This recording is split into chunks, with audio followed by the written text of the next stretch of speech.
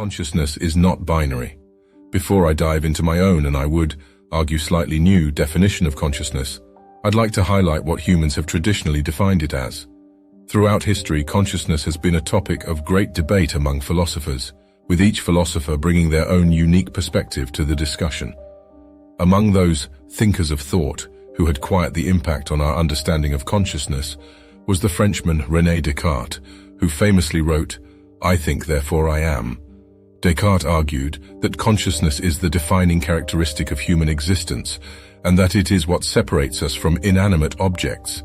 Although a simplistic statement, its implications led to a deeper explanation and criticism by many across the globe into our own existence.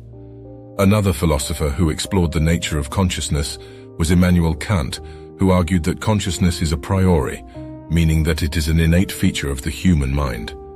Kant believed that the mind is capable of organizing sensory input into a coherent experience, and that consciousness is what makes this possible. He wrote, "All our knowledge begins with the senses, proceeds then to the understanding, and ends with reason. There is nothing higher than reason." Focusing only on philosophers would, however, discount many a great minds. Psychology has also played a significant role in our understanding of consciousness. The critical, and some would argue pervy, Sigmund Freud proposed the idea of the unconscious mind, which he believed was the primary driver of human behavior. Freud wrote that the unconscious is the true psychical reality. In its innermost nature, it is as much unknown to us as the reality of the external world, and it is as incompletely presented by the data of consciousness as is the external world by the communications of our sense organs. This concept of forms of consciousness, or in Freud's case, unconsciousness, began to broaden the horizons of how we look at our mind and our own perception of it. Another psychologist who explored the nature of consciousness was the distinctly divergent thinking man known as Carl Jung. He developed the concept of the collective unconscious and believed that the collective unconscious is a repository of shared experiences and memories that are passed down from generation to generation. He outlined that the collective unconscious contains the whole spiritual heritage of mankind's evolution, born anew in the brain structure of every individual. With this ever-expanding idea of definitions and even further connections of concepts, we find that no one person or field has made the best answer, but rather better answers. Interestingly enough, mathematics has also played a role in our understanding of consciousness. Chaos theory, as developed by mathematician Edward Lorenz, highlights the unpredictability of complex systems, including the human mind. Lorenz spoke on chaos, explaining it is an attempt to make sense of complex systems that are not necessarily complicated.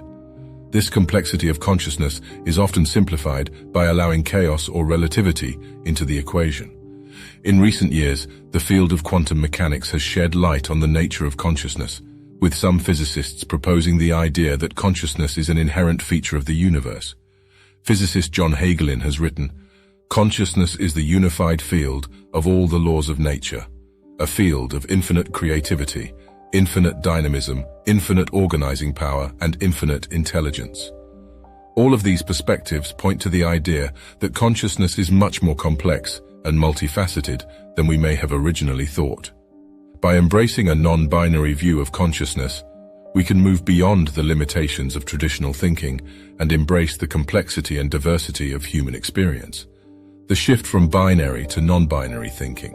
So what do I mean by non-binary and binary?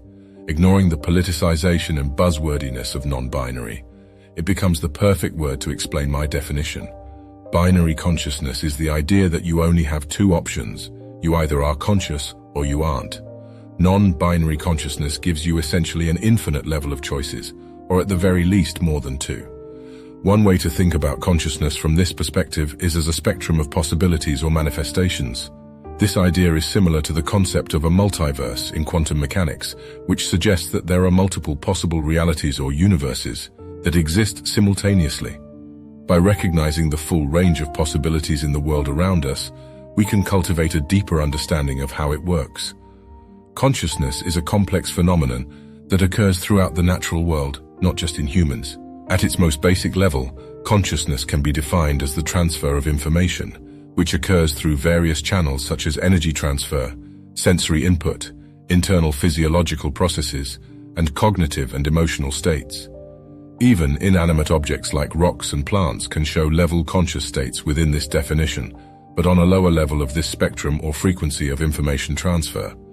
This may sound absurd or impossible when first hearing, but allow me to share some allegory to better conceptualize this.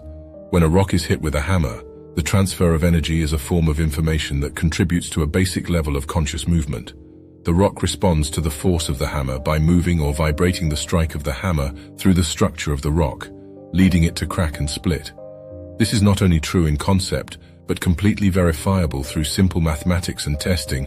It's proven in the laws of motion and the basic understanding of the transfer of energy. This behavior of reaction and movement is seen throughout the natural world. The difference of it being conscious or not is unrelated to the physical reality and completely based on our perception these behaviors. One such behavior is phototropism, which is the tendency of plants to grow or move towards sources of light. This behavior is thought to be guided by a basic form of consciousness that allows plants to sense and respond to changes in their environment. Again, this focus on changes in information. When the sun's energy is transferred through plants, it provides the energy that powers photosynthesis, which then leads to the process that powers chemical energy. This transfer of energy can be seen as a form of information transfer, as the energy provides plants with the information they need to carry out photosynthesis and grow towards sources of light. We can argue all day on if the plant chose to do this, but this is missing the point. The plant did in fact do it separately from any human interaction. Recent research has suggested that this process is guided by a system of proteins and hormones that allow plants to sense and respond to changes in their environment. These proteins and hormones are thought to act as a kind of sensory system, allowing plants to perceive changes in light levels and adjust their growth accordingly. To argue this is not a conscious choice can be critiqued by the simple observation of the plant. While the level of consciousness in plants may be very different from that of humans or other animals, this behavior suggests that they possess a level of conscious experience that allows them to sense and respond to changes in their environment. This understanding of consciousness as a spectrum of levels that occurs throughout the natural world can help us appreciate the complexity and interconnections of all living and non-living things, and the ways in which they are all part of a larger ecosystem.